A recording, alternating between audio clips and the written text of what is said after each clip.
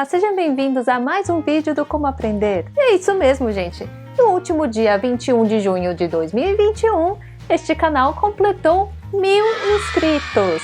E eu só tenho a agradecer a cada um de vocês que se inscreveu neste canal, deixou o like, compartilhou, comentou e fez todas as interações para que fosse possível chegar a estes 1000 inscritos. Então, meu muito obrigada. Bom, hoje vocês podem ver que eu estou num cenário um pouco diferente do habitual para fazer um especial de 1000 inscritos. E para fazer esse vídeo, eu resolvi fazer uma votação lá no meu Instagram, me siga lá se você não me segue ainda, com 3 opções de tema para este especial. E as opções foram perguntas e respostas, um vlog ou alguma outra sugestão que eu deixei aberta com uma caixinha de perguntas. E a votação ficou concorrida entre as 2 primeiras opções e ganhou a primeira opção, que é um perguntas e respostas com 57% dos votos e os outros 43% para vlog. Então quem sabe quando a gente bater a marca de 10.000 inscritos eu faço um vlog. O que vocês acham? Então, como eu já fiz um vídeo respondendo perguntas do Quora quando este projeto completou 1 ano em abril deste ano, então eu resolvi fazer um segundo episódio com a hashtag Q2 no mesmo estilo que eu fiz o primeiro. E dessa vez eu escolhi algumas perguntas que ajudem a me conhecer melhor e também de responder as dúvidas mais comuns que eu recebo aqui nos comentários do canal e também por mensagens em comentários nas redes sociais. E se você não sabe ainda o que é o Quora e não conhece o espaço, clica aqui neste card que lá eu explico direitinho ou também aqui no link da descrição. Então vamos lá!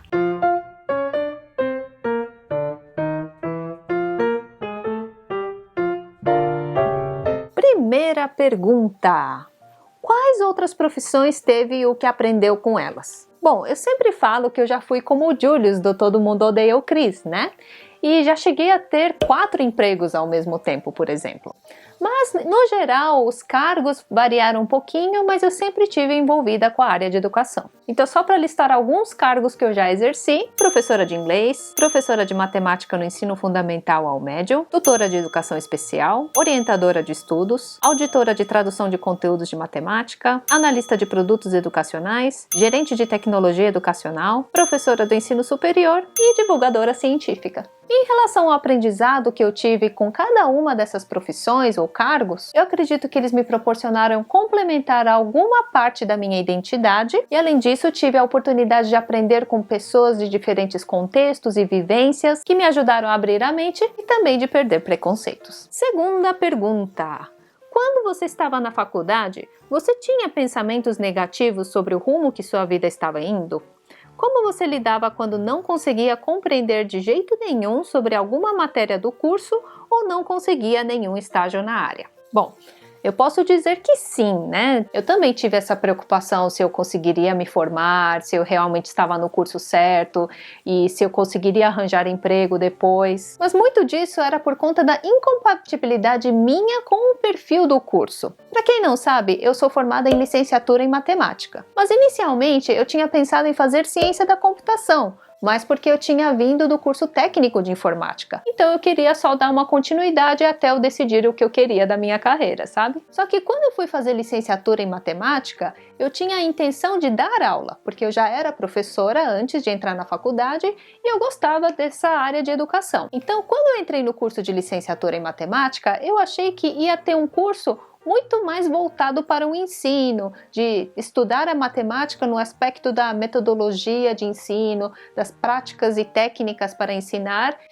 E quando eu entrei, não era nada disso. Na verdade, sim, tinha essa parte das metodologias e técnicas, só que ele vinha mais para o final do curso. Então, sim, no começo eu fiquei muito frustrada com o curso, mas depois eu fui encontrando um caminho. Mas depois eu percebi que com uma boa formação de base, você pode depois estender a sua especialidade na pós-graduação. Então, não fique tão preso ou presa no título que vai dar a sua graduação. Então, se você tiver uma boa formação de base, você vai ter muito mais facilidade para se integrar a qualquer tipo de equipe e, consequentemente, buscar emprego. Em relação ao trabalho, assim como todo mundo, eu também tive as minhas dificuldades no começo. Eu não tinha experiência, eu não tinha nenhuma experiência de intercâmbio no exterior, então eu estava com o currículo praticamente zerado, exceto que eu já tinha dado aula de inglês antes de entrar na faculdade, mas não era uma experiência na área de matemática, que era a minha formação, por exemplo. Então, no começo eu experimentei várias coisas. A oportunidade que eu tinha para trabalhar, eu experimentava até me estabelecer na carreira. E eu acho que isso é normal e você não precisa se preocupar. É muito difícil alguém achar um emprego ideal de cara. Próxima pergunta. Por que as crianças se sentem valorizadas quando percebem que os esforços são notados, tendo mais motivação para continuarem se dedicando? Eu quis aproveitar esse gancho para falar de uma coisa muito importante sobre a inteligência. Muita gente valoriza esse aspecto da inteligência e não muito o esforço. Só que para o bem da criança é melhor elogiar o esforço e não a inteligência. E eu vou explicar o porquê. Para quem já me acompanha aqui no canal, sabe que eu já citei um psicólogo chamado Daniel Willingham, que escreveu o livro Por que os alunos não gostam da escola? E nesse livro ele faz um alerta que você precisa valorizar o esforço e não a inteligência para que essa criança continue desenvolvendo suas habilidades. Ou seja, as pesquisas de cognição já mostraram que a inteligência é moldável, ou seja, cada um nasce sim com um nível de inteligência que não é igual entre as pessoas, mas para que ela continue desenvolvendo dentro da capacidade dela, você tem que elogiar o esforço, porque é o esforço que vai fazer com que ela se torne mais inteligente, por exemplo. E quando você elogia a inteligência, sem querer você está dizendo que se ela errar é porque ela não é mais inteligente. E não é nada disso. Por isso, se você quiser fazer um grande favor para o futuro das crianças, elogie o esforço e não a inteligência. Próxima pergunta. É ensinado algo de hacking na faculdade de ciência da computação? Vamos perguntar para uma pessoa que fez ciência da computação? Amor.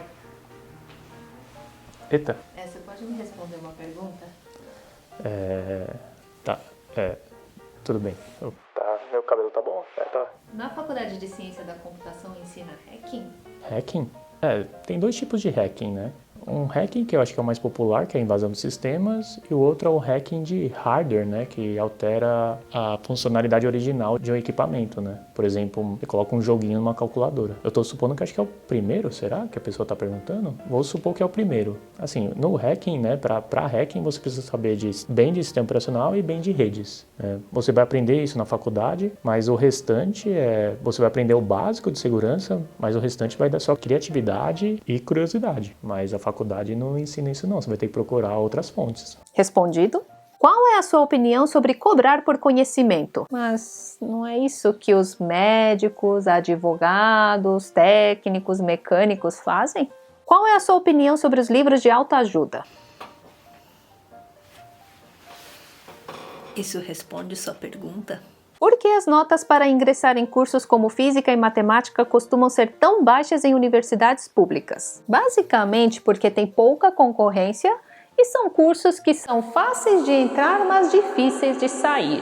E à primeira vista são carreiras que normalmente não têm muito atrativo à primeira vista para quem não conhece, né? Eu digo à primeira vista porque os cursos de física e matemática normalmente são cursos de base, ou seja, são cursos que te dão abertura para trabalhar em qualquer área na área de exatas, desde que não exijam um cargo específico, né? Aqueles que têm o credenciamento específico precisa ter a graduação específica do curso. Mas se for um cargo genérico, de certa forma, tanto o físico quanto o matemático, eles têm boa base de formação.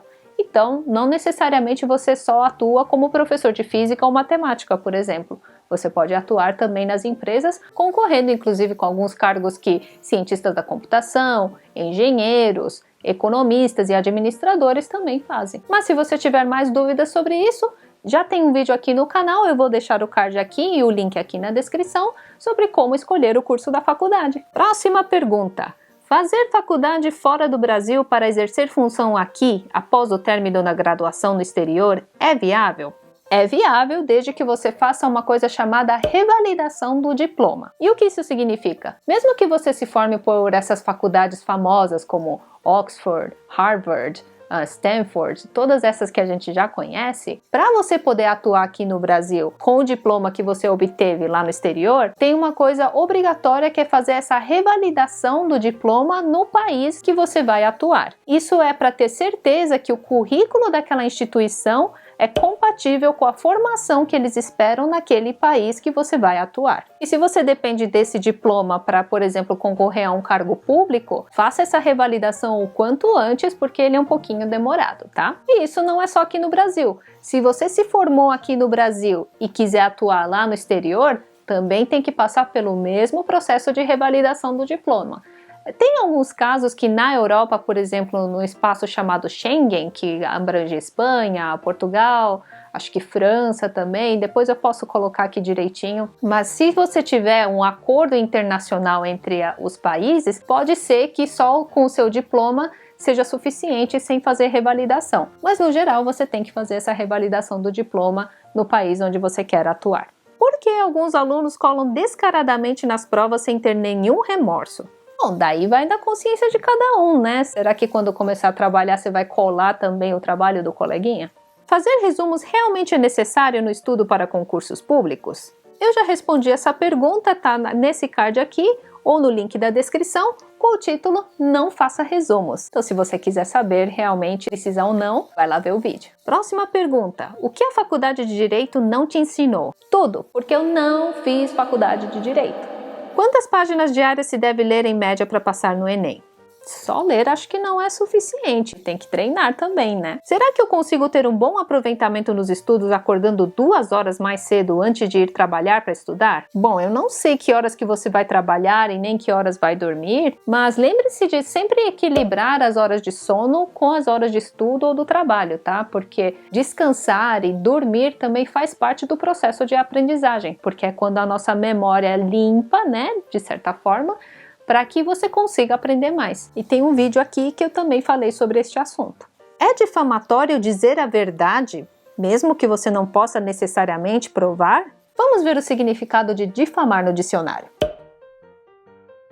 Bom, até onde eu sei, qualquer coisa que você afirmar sobre uma pessoa que afete negativamente a reputação dela é crime de difamação, independente de ser verdade ou mentira. Se você entende desse assunto, me deixa aqui nos comentários, tá? Por que todos não percebem que não estão nem perto de serem tão bons quanto pensam? Isso tem um nome, Síndrome de Dunning-Kruger. Procurem depois a definição. Imaginando que passei em um concurso, agora sou um sargento do exército. O que devo saber? Bom, se você passou no concurso, eu espero que você saiba minimamente exercer aquela função pelo qual você passou, né? O Google Acadêmico vai matar as revistas acadêmicas? Não, porque o Google Acadêmico, eu já expliquei neste vídeo aqui, ele é um indexador, ou seja, ele faz uma pesquisa das revistas que têm publicação científica e ela não é uma editora. Estudantes menores de idade devem ter o direito de cursar a universidade se passarem no vestibular? Bom, até onde eu sei, idade não é impeditivo para você entrar no ensino superior, e sim a conclusão do ensino médio. E isso está definido pela LDB, que é a Lei de Diretrizes e Bases, no capítulo 4, artigo 44, inciso 2. E eu vou deixar lá no blog, o link está aqui na descrição, com uma explicação mais completa sobre esse assunto, tá? Agora, se a pergunta é para aqueles casos específicos de crianças que são prodígio, né, que são muito acima da média, eu acredito que também tem o lado emocional, né, que não é só o conhecimento que é importante. Você não vai para a escola ou para a faculdade só por conta do conhecimento. Você também aprende a conviver com outras pessoas, aprende também a controlar a emoção, controlar responsabilidades, e isso é tão importante também para a formação do cidadão e também para o mercado de trabalho, na minha opinião, como educadora. Por que é mais fácil dar conselho aos outros do que a si mesmo? Porque não é você que vai resolver o problema do outro. O que fazemos primeiro? Acordamos ou abrimos os olhos? Quem nasceu primeiro, o ovo ou a galinha? A comida dos bandejões universitários é realmente tão ruim? Olha, eu não achava não. Aliás, pelo menos na USP, que é onde eu estudei, aqui no campus da capital, né? Até que tinha uma variedade boa de cardápio durante a semana, além do custo ser muito baixo. Na época custava cerca de R$2 uma refeição completa com bebida. Então eu acho que é razoável. Você realmente aprendeu as coisas na escola? Você ainda carrega conhecimentos importantes adquiridos em aulas na educação básica? Olha, lembrar de tudo nos mínimos detalhes é impossível, de fato, eu já tenho alguns detalhes que eu já esqueci. Mas, diferente de uma pessoa que está aprendendo pela primeira vez, eu sei que se eu reler algumas coisas que eu já aprendi, eu vou conseguir lembrar mais rápido do que a pessoa que está aprendendo pela primeira vez. Por isso que é importante ter um conhecimento prévio, mesmo que superficial, e que eu já falei neste vídeo aqui. Como estudar redação sem um professor? Ainda está em fase de testes, mas eu encontrei um aplicativo que corrige redações automaticamente, tá? Eu vou deixar o link aqui na descrição e ele foi desenvolvido pelos pesquisadores da USP de São Carlos. Você foi convidado para trabalhar como modelo, mas recusou? Por quê? Recusei? Eu nem lembro de ter sido convidada. Quais materiais didáticos você comprou e não se arrepende? Olha, livros normalmente eu não me arrependo nem um pouco de comprar. Então toda vez que eu vou fazer um curso ou alguma coisa, se eu puder ter um livro de referência daquele curso, eu sempre compro. Claro que se tem a biblioteca e tem bastante volume, eu costumo pegar mais da biblioteca. Mas se eu achar que é um livro mais difícil de achar em alguns lugares e se eu tiver condições de comprar, eu sempre opto por comprar. E eu confesso que algumas vezes eu acabo comprando por impulso também. Nesse caso, eu tento economizar o meu dinheiro revendendo para o Container Cultura, por exemplo, que eu já falei neste vídeo aqui, para comprar um outro livro. Dependendo do caso, eu faço doação também para a biblioteca da universidade, que é uma opção também para ajudar a disseminar o conhecimento. Espero que vocês tenham gostado. Tem muito mais perguntas do que essa, mas eu acho que o vídeo já ficou muito longo, então eu fico por aqui. Mais uma vez, quero deixar o meu muito obrigada por acompanhar o conteúdo quinzenal deste canal e também por curtir, compartilhar e comentar. E eu fico muito feliz que o conteúdo esteja ajudando tanta gente. Por hoje é só, mas se vocês quiserem ver mais um vídeo de perguntas e respostas, já sabem, é só deixar aqui nos comentários com a hashtag Q3. E eu vejo você no próximo vídeo. Até lá! Olha, quer participar? Quer? Vem nada, vem dar um oi pro pessoal. Aqui, ó. Oi, pessoal! Tudo bom? Não. Ah, tá bom. Tchau.